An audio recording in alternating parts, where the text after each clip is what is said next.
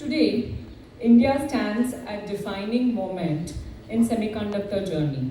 Guided by vision of Atmanirbhar Bharat, we are building capabilities across semiconductor value chain, right from design, EDA innovation, manufacturing, testing, and advanced research programs. And today's flow of events will resonate this journey, starting with PVG Menon, a prominent semiconductor and electronics industry leader currently serving as Vice President and Head Advanced Tech Facilities at Tata Projects.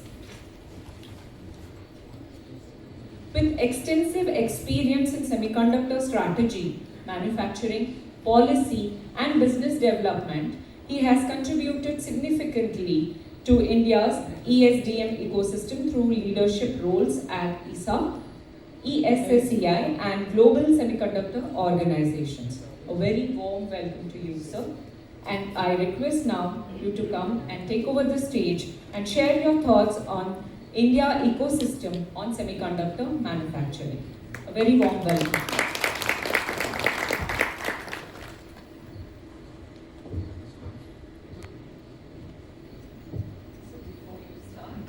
We would like to present him with the sapling. So I request Sajal sir, Sajal to come and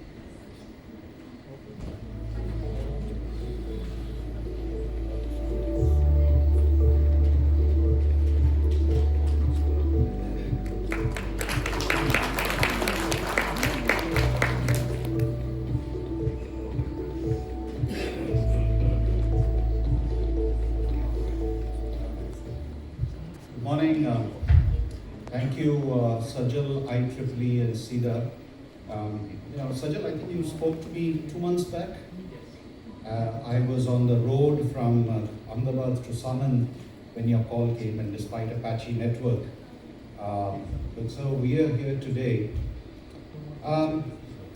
Ladies and gentlemen, I must confess to a certain weakness here. For 35 years I've done semiconductors, so I don't know any other business.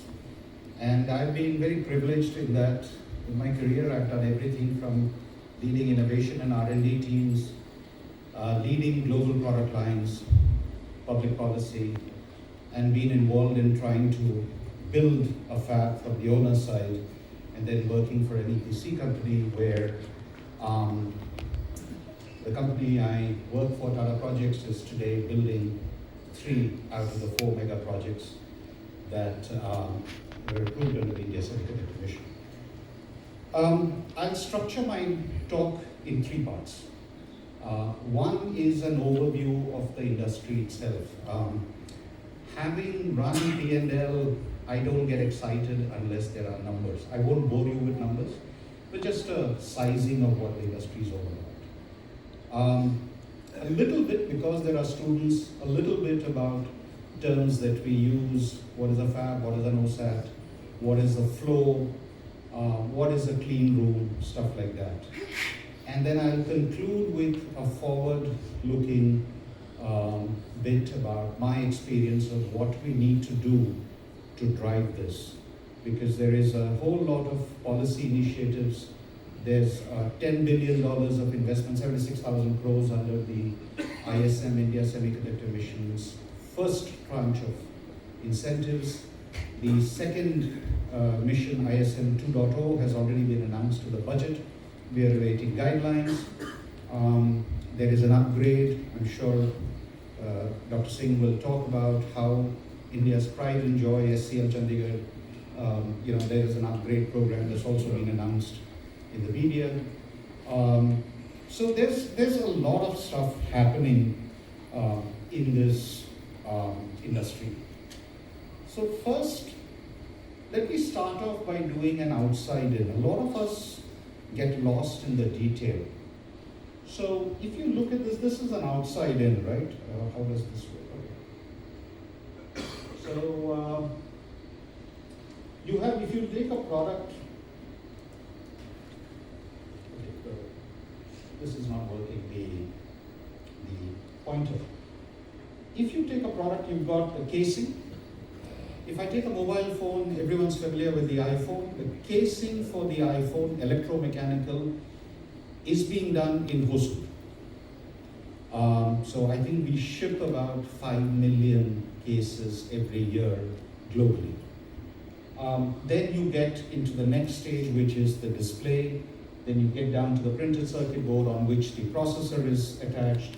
You have the battery and so on and so forth. Quite a bit of this is starting to fall into place. And I'll talk about this. So the goal, ideally the goal should be that you do 100% in India. That is not going to be possible. So you pick the battles you want to do, and the goal that has been driving policy is how can you achieve maximum domestic value addition?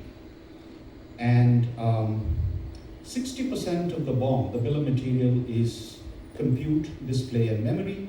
And how can you achieve value addition? In the remaining 40%, how much of that can you capture? And in the remaining 60%, how much can you capture? That is the guiding principle behind every policy intervention that happens. Okay, the global electronics industry, $1.4 trillion, will hit the 2 trillion mark by the end of the decade, a little after the end of the decade. Sajal, will these slides be shared with delegates later? Yes. If you allow. Yeah. I mean, this is public domain information. The global semiconductor industry was not supposed to go to $1 trillion before 2028, but AI. If you take the 30-kilometer stretch between ITPL and Electronic City, I think most of those, it would be very hard to find any company which is not doing AI in that tech corridor. And I often joke that the projections on the global, the semiconductor consumption is like the projection of traffic on Bangalore airport. When Devanahalli was built, they said we would hit the passenger load in a certain time frame. I think we commissioned in 2004 and they said 2010. But we hit that number by 2006. And then you had to do back Terminal 2. And guess what? Terminal 2 is also hitting capacity. So now we're doing Terminal 3. And this will double within, in the next 5 to 6 years. India, we use this term called ESDM. How many of you are familiar with what is ESDM? Any show of hands? One. Okay. Considering that the India Electronics and Semiconductor Association, which I used to head for some time, coined that term, I don't think we did a good job of popularizing it. So ESDM consists of 5 things. It consists of products that you can touch and feel, mobile phone, laptops, displays, etc. It consists of semiconductor chips that go into it. It consists of design. How many of you are aware that 25% of all chip design in the world happens from India? So I often say that it's very hard to find a chip in the world which is not touched by India in some way. There's also embedded software. We do, I think, about, certainly when I used to work for NXP and Philips, 20% of all of Philips' software globally was done from Bangalore. And that number has just increased. And then there is components. That's about $45 billion of components, actives, passives, resistors, capacitors, PCBs, etc. And then there is exports, primarily cell phones. We exported $30 billion worth of electronics last year. And the target is by end of the decade to cross $100 billion of exports. And NITI Aayog has set an aspirational target of $500 billion of electronics exports by 2035. Semiconductor consumption, $50 billion last year, will double by 2032, 2033. Again, drivers, compute, AI, electronic EVs, charging stations, infrastructure, but there is also increasing use of electronics in other segments. All your DPI, digital public infrastructure, is driven by compute. And so you have compute, display, memory, which are needed to make Digital India happen. Guess what? All of them need fabs. The sector today is roughly 4% of the GDP of India and will grow to 7% by the end of the decade. And I think we employ about 2 million people currently, and by the end of the decade, the goal is to take it to between 7 and 8 million people. Now, let me try and give you, you got the outside-in perspective on what a product is. Let me give you an inside-out perspective on the industry. At the core is design, VLSI design, embedded software, PCB. 3 big clusters, 2 are very big, Hyderabad and Bangalore, also NCR, but then we've got smaller clusters in Pune, in Coimbatore, Ahmedabad, emerging. There was an interview by the Honorable Minister yesterday on television where he talked of chips being taken out from Shirpur in Assam, Trichy, Calicut, Rourkela. So this is getting popularized, and there are various schemes available, EDA tools being available on the cloud to colleges and so on and so forth. So this is being democratized. Once you design the chip and then you tape it out to a foundry, how many of you know what is a tape out? Okay, a lot more hands. Okay. For those of you who don't, I'll give you an analogy from the printing industry. You do your writing on MS Word, you do your page makeup on something like PageMaker, CorelDRAW, and then you send a .prn file to the printer. So you do your front-end design using tools like Synopsys Cadence, you do the back-end, you work with the foundry to get your PDKs aligned, and then you send it to a foundry, that's called the tape out, and then the chip goes into fabrication. After that, we have today SCL, India's pride and joy. And not many foundries in the world can claim to have a chip sitting on the south pole of the moon. So kudos to SCL for having achieved that. And then once the chip is fabricated, I'm sure John will talk about what we're building in Gujarat, India's first mega scale foundry, which will go online hopefully 2 to 3 years. And once you have the chip fabricated, you go into packaging.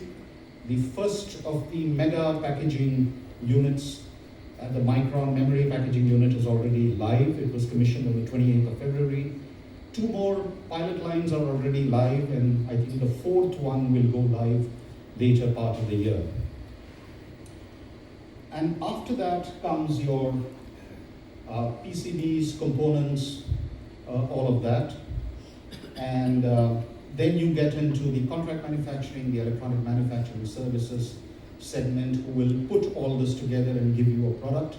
So most of the biggies are here, Foxconn, Flextronics. We have large Indian players like Dixon. We have a couple of them here in Bangalore as well. And after that comes the systems industry, the brands come in there. This is the structure of the industry. This is the value chain. On the extreme left, you have the building blocks, materials, capital equipment, EDA tools.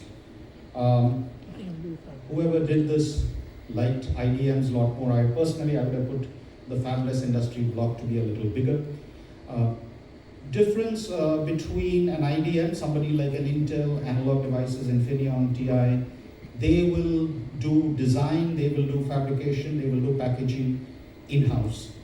Whereas a fabless company, Qualcomm, MediaTek, Broadcom, AMD, they will do the design, but then they will depend on a commercial foundry to do the fabrication for them, and they look at an external OSAT provider like Amcor, etc., to do their packaging.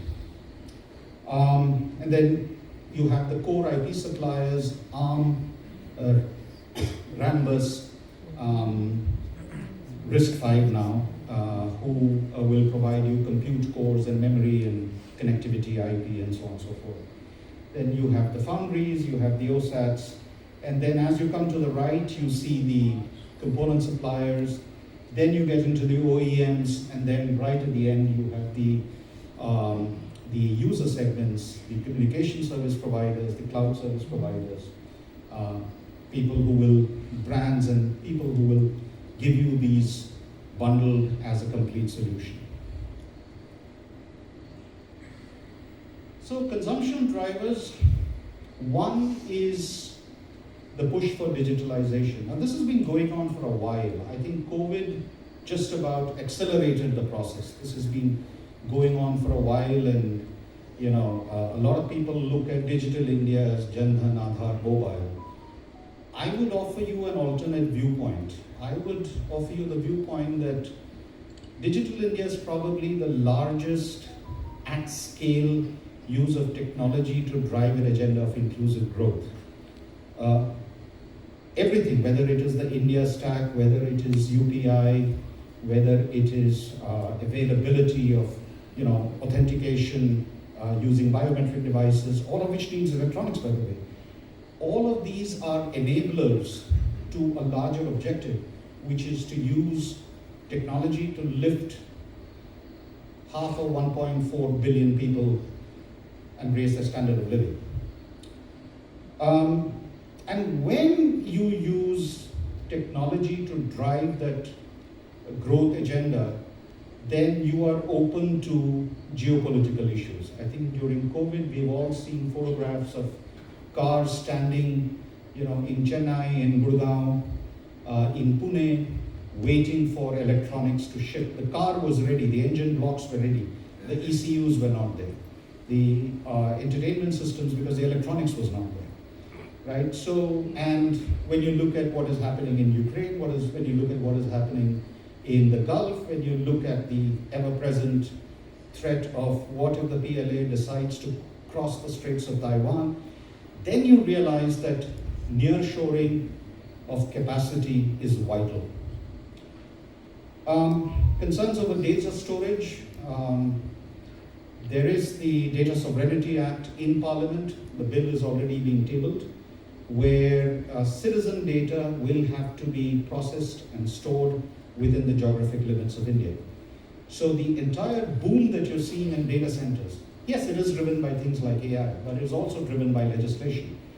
And among industry people here, almost everyone has a stake in the data center explosive growth. And finally, given the fact that technology is so vital for us as a country, the government will put into place policies, and it's been moving very, very aggressively to make sure that you have this capability available. So this is the life cycle. As I said, you do design, you do processing of the wafers, packaging and assembly, just summarizing the whole thing. I'm going to do this just one slide because there are people going to speak about this in much more detail. When you look at a semiconductor facility, a couple of things. Absolutely insane control over physical parameters. Vibration, temperature, humidity, dust. I'm sure, John, you will be talking about some of those factors in your post-lunch session. I would strongly advise anyone interested in fabs to listen to him. He's going to go into detail on it. I'll repeat what someone made this in a Semicon India show. If any of you are from Delhi, if you know the ITO crossing, at 12 o'clock in the afternoon on a working day, the air you inhale will have something like 35 million particles of dust. You still survive that, right? Your lungs can handle it. Bangalore is probably, 10 or 15 million. MG Road or maybe Silk Road in the afternoon. God forbid something happens to you, you go to an operation theater to get operated upon, that's about 50,000 particles of dust per cubic meter. Where you fabricate a chip, you will have not more than 5 particles of dust per cubic meter. And it is extremely vibration sensitive. So the facilities that are built, the machines are sited with vibration pads and so on and so forth, because the chips need to be produced in an environment which is absolutely clean, stable, things like that. Water, a commercial fab, 50,000 wafers a month will need about 10 to 15 million liters of water. This is ultra pure water, so it goes through, fresh water coming in, goes through 6 or 7 stages of purification before it can be used. Even with the best recycle, you're still going to have about between 5 and 8 mld of water coming out as effluent. The effluent needs significant treatment before you can dispose it off. And by the time the treatment is over, the water is inert, so it has to be evaporated. You can't put it back into the ground. Zero liquid discharge norms. These are National Green Tribunal norms for all these industrial facilities. So when you build a semiconductor fab, it is not just the clean room and the process equipment, everything around it. And I have a favorite analogy. It is, as a country, if you buy an aircraft carrier and you put the aircraft carrier to sea, that ship doesn't sail alone. At one end, it is a large mechanical device, right? It's a ship. But when an aircraft carrier puts to sea, it goes as what is called a carrier battle group. So there are warships around it, there are submarines below, there are aerial, what are called AVACs in the air. And when a carrier battle group puts to sea, there is a 150-kilometer bubble. And if you are not permitted to be in that space, whether you are an aircraft or a ship, you will basically be blown out of the water. When you build a fab, at its core, it is nothing but a highly polluting continuous process chemical plant. But if you look at the ecosystem around it, water, chemical distribution systems, gas distribution systems, effluent treatment, it is a complete ecosystem. Every single part, and power, absolutely clean power. There cannot be any glitches. So typically you would ask for power from 2 different generating sources. And there are very tight SLAs that fab operators will sign with the utility to make sure that any glitch is known to them in advance, plus everything is backed up. So what you are building is not just a large chemical factory, what you're building is an entire ecosystem. I think you spoke about the history, and you're right, but there was a little bit of history. 2005, the first attempt was made to build a large semiconductor facility. Some of you may remember there was something called Fab City and Sem India that was a tie-up with AMD. 2012, 2 CMOS projects were approved. One was a consortium with IBM, JP and Tower Jazz. The other was a consortium with HSMC from California, ST Micro and Silterra from Malaysia. Both could not achieve financial closure. Both of them were 65 nanometer, 40,000 wafers a month fabs. 2016, 17, there was a plan to put a display fab in India, and that could not get approval from the government. 2021, ISM 1.0 was launched. 23, Micron signed the deal to be the first project approved under ISM. 2026, February, it was commissioned. Actually, this slide is slightly dated, my apologies. 2 other projects got approved. So as of 2026, 12 projects have been approved under ISM 1. And 1st of February, ISM 2 was announced in the budget. So this is, again, this is a slightly older map. This shows the 10 projects that were approved. Apart from this, there are 2 more. There is Suchi Semiconductors, which was not under the ISM, a packaging plant in Baroda. And there is also Sahasra Semiconductors, a small single-line ATMP in Bhiwadi in Rajasthan, again not under the ISM umbrella. Now let me sort of move away. We've got packaging capacity already here. We already do a lot of design. So at the front end, we do a tremendous amount of design here. At the other end, we have EMS capability. We are the second largest manufacturer of smartphones in the world. We have, I think we are the fourth largest EV two-wheeler maker in the world. So there is capability on the design side, semiconductor VLSI design, and there is capability on manufacturing of assembly of products. What we need to do, if you look at the entire signal chain, if you will, you've got fabless companies. I think there are, correct me if I'm wrong, there are 125 companies between the C2S and DLI programs that have been approved. So there are people who are designing chips, right? And obviously, the semiconductor business is a volume-driven business, so you need to be able to sell millions of pieces. I can tell you, having run global product lines, that it's extremely difficult to break into the value chain for a high-volume product. Second, the classical semiconductor model itself is breaking up. What do I mean by that? If you look at 10 to 12 years ago, if you were an Apple, right, you went to a classical semiconductor company, you went to a MediaTek, you went to a Qualcomm and said, I have these 10 features, 1, 2, 3, 4, 5, 6, 7, 8, 9, 10, and I need, I need a chip coming out.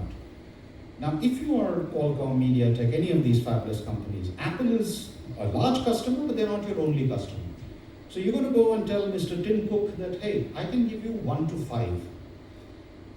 I will give you 8 and 9, but 6, 7, and 10, you'll have to wait for my next chip, which is 18 months away or 24 months away. That was the reality. The problem is that if you are in what I like to call a hyper-competitive consumer segment, where your competition, which is basically Samsung and Huawei, are out to eat you for lunch, you can't wait for 2 years. Second, a lot of your software is dependent upon those features being available to be accelerated via hardware. So if you were the Apple product panel, you would go back and say, what does it take to design a chip? Because I know that Qualcomm and MediaTek are going to ARM and getting a core from there. I know they're going to Rambus and getting memory from there. They're going to Imagination to get connectivity IP. What does it take to put it together myself?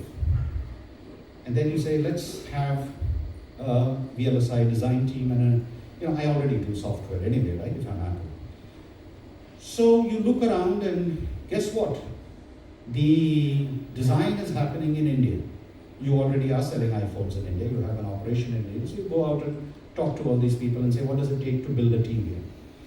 Second, once the chip is designed, where is it being fabricated? Qualcomm and MediaTek both go to TSMC. So you go to TSMC. You say, my requirement is 5 million chips. Then you work with them and say, this translates to X number of wafers. And then you figure out which node you want. Now, with the volumes that a large consumer brand has, if you're talking to a foundry partner and you're saying, I need 50,000 wafers a month, you're going to get a lot of attention. To give you an analogy, if you are a large operator, travel operator, and you go and talk to Indigo and say that Mumbai to Delhi, every day I want 150 seats between 6 a.m. and 10 a.m., Indigo is going to give you a lot of attention. That's what happened with TSMC and Apple, right?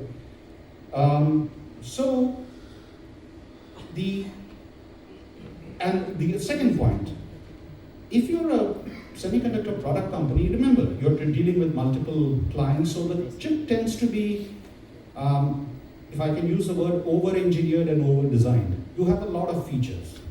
Right? For example, you will have Android Auto capability on a chip. If you're Apple, you don't need Android Auto capability. You need iOS accelerators. So you will say that, listen, I want a chip which is completely designed for my requirement.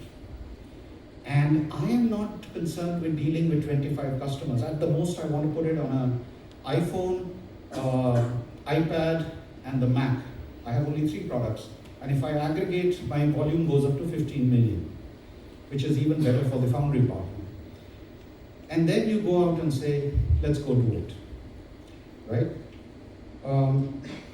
And that's the point at which these semiconductor product companies, the classical semiconductor product companies, have already lost the race because they can't meet the highly targeted requirements or the aggressive time frames that these guys have. And the lesser, the more targeted the number of features, the better your test capabilities, the lower your test capabilities, the faster you can tape out. So your tape out schedule is not 12 to 18 months, your tape out schedule can be every 9 months. That's how the entire ASIC SoC market took off. Now coming to Indian fabless companies. If I have to break into Apple, I will have to offer Apple and replace Apple with Cisco, Amazon, Google. Every single large volume player today is spinning his own silicon. So what do you bring to the table which is differentiated if you want a high volume? There is another way out, which is you start saying, what does it take to build products of our own? We have always, I think you talked about our aspiration to be a product nation. If you want to be a product nation, you need to control your silicon value chain. You need to control, if I can use that term, your silicon destiny. And I think, sir, you talked about ISRO's requirements. So there are, the challenge for a startup in the fabless product space is going to be, can you go out and identify those niche requirements? And can you then figure out how can you work to address these requirements and spin a chip? You don't need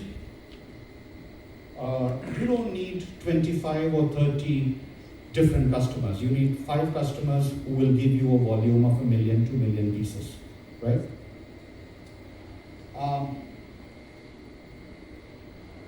Sorry. So, let me sort of summarize this. This is,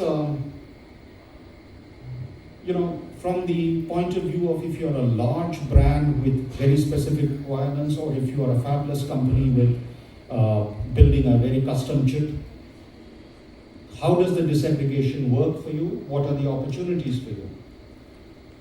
But do bear in mind there is a risk. If you are, again I come back, if you're an Apple, I won't say Samsung because Samsung has its own foundries, but if you're an Apple or a Tesla or an Amazon or a Google, you're not a semiconductor company. You design chips, but that's part of your overall sourcing strategy. And the more the number of zeros on the check, the higher the ability, the higher the need to manage risk. One of the biggest risks with a new fab is that it is new, it is untested. So you would look at how do I contain risk, right? And that is what is going to make it a little harder for Indian foundries to get high volume ASICs to run at their places. They can get capacity, the technology partners. I mean, there's a risk, there's a mix of ways you can do it. I've been part of the attempt to set up a fab where we lean heavily on the technology provider. At least 2 of the ISM 2.0 applicants, or will be applicants as soon as the window opens, are all relying on their technology partners to fill at least a part of their fab. If you're a fab operator, if you are Tata Electronics, or if you are Global Foundries, or any of these, if you're a person running a fab and you have a capacity of 50,000, 60,000 wafers a month, at the level of the board, at the level of the chairman of the board or the investors, there are basically 3 things that they look for. 1, what is your loading on the fab? If I have 50,000 wafers a month as my installed capacity, can I get at least 45,000 of those underwritten by paying customers? Because the fab has to run. It's a 24/7/365 continuous process plant. I can't, waver, increase and decrease output. Second, what is the yield? Customers don't pay for wafers, they will pay for working silicon. So if a customer, let's say Qualcomm, comes and tells you, I want 1 million chips a month, irrespectively, you can't go back and say that, listen, you signed up for 10,000 wafers. If those 10,000 wafers are going to yield only 50,000 chips, you will, at your cost, have to do the others, right? Because there's a certain yield. How many good chips can you get out of one wafer? And the third is return on investment. How well can you run the fab? How profitably can you run it? If you're the CEO of the fab, then you have 20 other parameters to look at. But from the investor point of view, there are only 3 parameters: load, yield, ROI. So, how soon can I turn around a design? What are the commercial models? If you're a consumer brand, if you're a consumer brand selling in India, then you want to be able to meet demand for Diwali, which means you will start your fabrication runs in July, so that product is out by October. If you're serving Western markets, you need to do your runs by September so that you can meet the Christmas demand.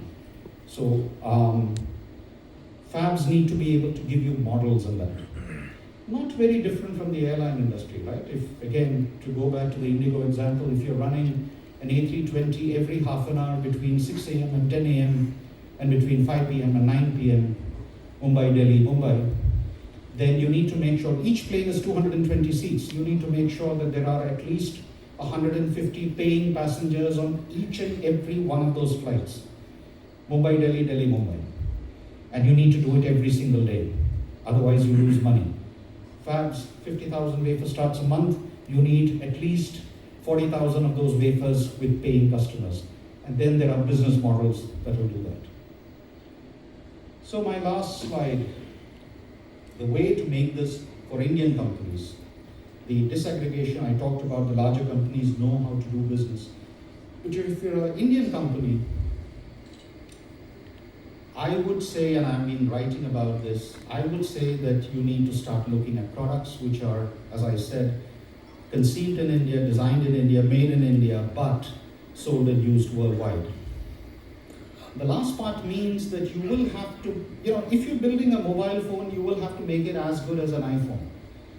No one is going to buy a phone just because it was made in India, so chalta hai, we'll accept second grade. It won't happen. Would any of your kids buy a a chalta hai phone? The answer is no. Would you buy it? The answer is no. Right? Second, if you want to do products and brands, then remember that if you export and the product is returned by the customer, the cost of return is on you, and that goes straight to your bottom line.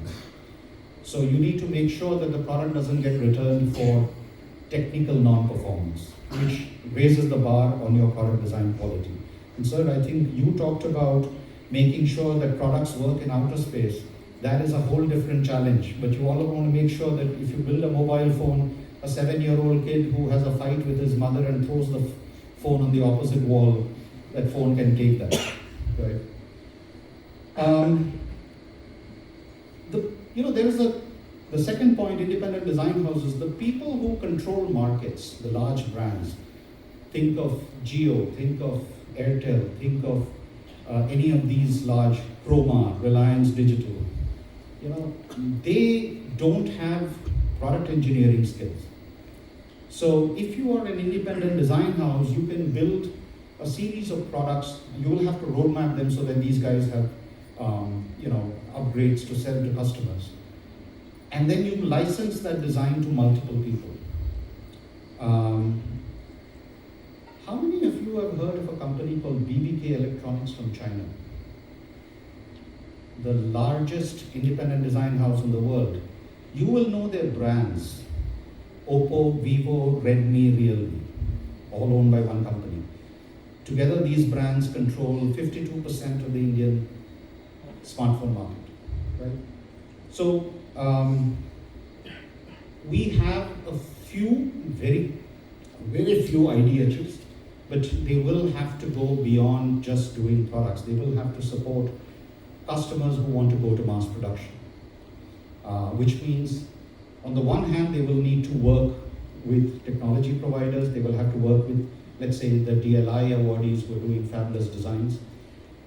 They will have to work with the Dixons, the Foxcons of the world to handhold them into mass production. And those guys are set up to handle logistics and all that once a product is made. Otherwise, for our Indian fabless companies to succeed on a high volume market is going to be very, very hard. I'm going to take the name of one company. Dr. Singh, my apologies. I know ISRO has had some hand in this, but there is a product called Navic from a company in Bangalore. Navic came late, and you don't want to, Navic is successful in what it has set out to achieve, but is it like Rockwell or any of those people in that GPS space? The answer is no. So what you want to do is make sure that you have technology, and NVIDIA comes to mind. I don't know how many people realize that the GPU was not even designed for AI. It was meant for graphics acceleration, and then by serendipity, it sort of lost its way, and the AI guys took it over and made it happen. So if you are a fabless company in India, you will have to make sure that you're solving problems, and then you are working with IDH who can put you into a product which hopefully then a brand picks up and takes to high volume production. And this is not the forum. There's an entire thesis on how this can succeed with fiscal incentives like GST, trade-offs, etc., which is easy to track. But basically integrate the maximum amount of Make in India components, IP blocks, design, EMS, OSAT, and down the line fabrication as well, so that you can capture maximum value within India. So with that, I'll just sum up by saying, the entire manufacturing ecosystem was being built even as these large facilities were being built. And when I talk about that, John is here from L&T, from Tata Projects. As we started building out these facilities, we got in people for utilities, for gas distribution, for chemical distribution systems, electrical. A lot of them had capabilities, for example, clean room. Some of the people we worked with were doing clean room for the biopharma industry. Semiconductors has a completely different set of requirements. Just give you one example. We talked to a company in Western India who was a market leader in biopharma. Pharmaceutical clean room is swabbed down using alcohol. You cannot use alcohol in a semicon clean room. So I remember the early discussions, and these guys were saying, "Sir, हम purity maintain करेंगे." हाँ जी, जितना vapors इसमें से आ जाते हैं, that will kill a semicon chip. So some of them was upskilling, some of them was retraining, but they had the core, capability in terms of mechanical systems and so on and so forth. Second, let's acknowledge India has technology gaps, and we will need to tie up. Most of the companies building out the early facilities have gone out and hired Indians working overseas. There we have a massive Indian diaspora across Southeast Asia who have worked with large semiconductor fabs, global foundries, Infineon, TI, Micron, etc. And we have reached out to them saying, come back and help build for India. And most of the large engineering, procurement, construction companies have these experts who've come back to help India build out what I call our national technology infrastructure assets. Third, in this industry, technology evolves constantly. So to all the youngsters here, if you think that your learning stops the day you graduate college, you couldn't be, forgive my bad English, wronger than that. It starts the day you graduate. It's constant learning. But that's the best part, right? This industry, the technology changes every 2 years, and you constantly have to learn, refresh, re-energize, renew yourself. And this is a sunrise sector, but we will need to build capability, not just on design, not just on process engineering, but we will have to build it across the ecosystem. And some of this is not even engineering. I mean, you need skilled workmen. To build a fab, you need technicians who are skilled. And there are massive skilling programs going on. There is a lot of focus on design. I think I was at IISc last week and they've got this massive program running. The good news is industry has stepped up and is working hand in hand with academia. Certainly, I think the larger EPC companies have worked with polytechnics to upskill people. But all I'll say is, and I'll admit to a bias here because I'm part of this industry, I cannot think at this point in time of any more fascinating industry than the electronics and semiconductor industry. With that, ladies and gentlemen, thank you for your time. Sajid, do we have time for questions? No. Okay, thank you. I'm around if anyone has questions. Thank you.